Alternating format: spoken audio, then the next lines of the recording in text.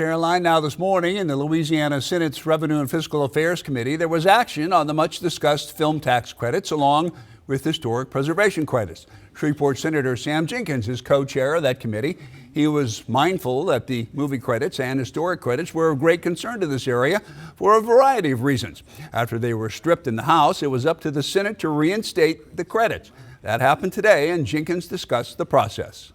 Basically, what we did in the Revenue and Fiscal Affairs Committee is allow both of those programs, both the film tax and historic tax program, to remain in law as they currently are. The major change, of course, is the caps that has been placed on it. For the film tax, we're going to be capping that at $125 million a year. And for the historic tax, we're going to be capping that at $85 million a year, beginning July 1st, 2025.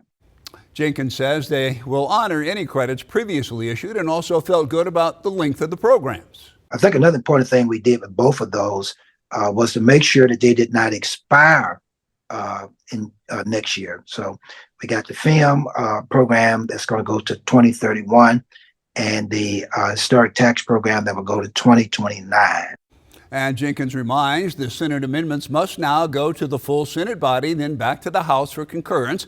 And if there's disagreement, they could go to conference committee. Shreveport State Rep Stephen Jackson has been pretty calm throughout this process. He'd been letting everybody know there was always a deal in place to make sure the credits would continue.